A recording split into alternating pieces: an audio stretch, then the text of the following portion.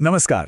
ચાલો આજે એક એવા મહાકાવ્યની દુનિયામાં જઈએ જેમાં દુનિયાની દરેક ભાવના, દરેક સંબંધ અને હા દરેક છેતરપિંડી પણ જોવા મળશે. આપણે વાત કરી રહ્યા છીએ મહાભારતની. એક સવાલ: શું દુનિયાની સૌથી મોટી લડાઈ આજે પણ લડાઈ રહી છે? અને ના, આ કોઈ જમીન કે સત્તા માટેની લડાઈ નથી. તો પછી શેની છે? આ લડાઈ છે આપણી અંદર ચાલતા ધર્મ અને અધર્મના સંઘર્ષની.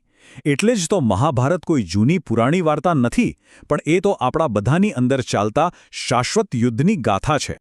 મહાભારતને ઘણીવાર માનવતાનો અરીસો કહેવાય છે. પણ કેમ? એ સમજવા માટે આપણે એની અંદર છુપાયેલા અંદરના મહાયુદ્ધને સમજવું પડશે. અને આ કોઈ નાની સૂની વાત નથી.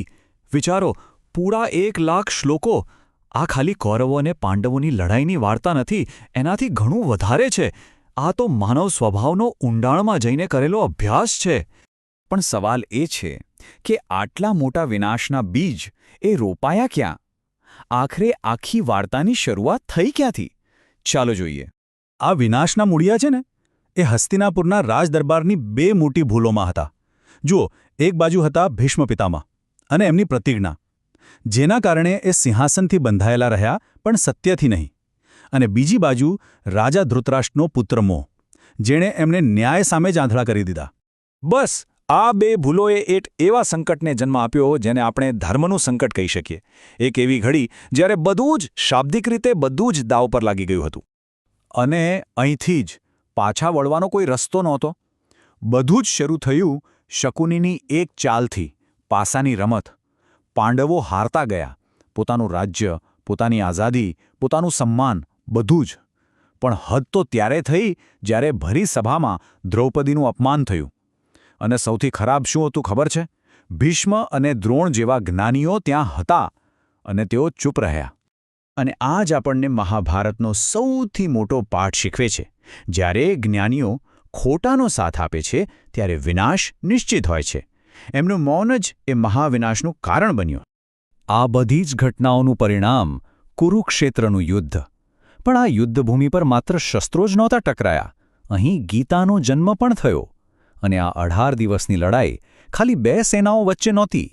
થયું એવું કે યુદ્ધના મેદાનમાં જ્યારે અર્જુને પોતાના જ કુટુંબીજનો સામે હથિયાર ઉઠાવવાની ના પાડી દીધી, ત્યારે તેના સારથી શ્રીકૃષ્ણએ એને જે જ્ઞાન આપ્યું એ જ છે ભગવદ્ ગીતા.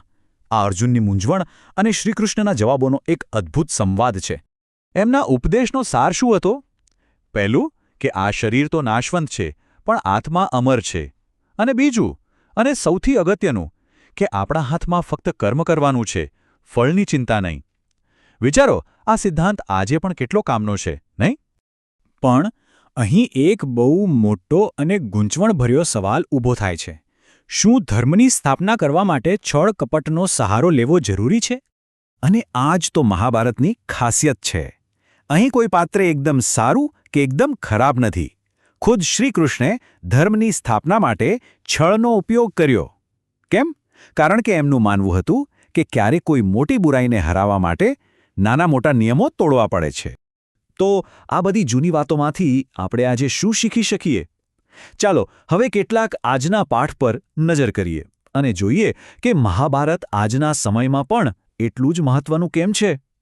મહાભારતના દરેક પાત્રમાંથી કંઈક શીખવા મળે છે. જેમ કે કર્ણ, એ શીખવે છે કે તમારામાં ગમે તેટલી કાબિલિયત હોય, પણ જો સંગત ખોટી હોય તો પતન નિશ્ચિત છે. અભિમન્યુ, એની વાત આપણને યાદ અપાવે છે કે અધૂરું જ્ઞાન કેટલું ખતરનાક સાબિત થઈ શકે છે.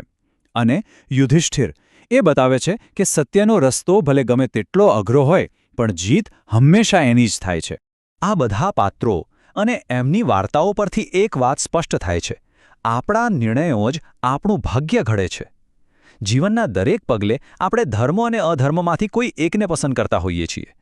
અને આ બધી પસંદગીઓનું અંતિમ પરિણામ શું? એ જ મહાભારતનો સાર છે. એનું અંતિમ સત્ય છે ધર્મની જય.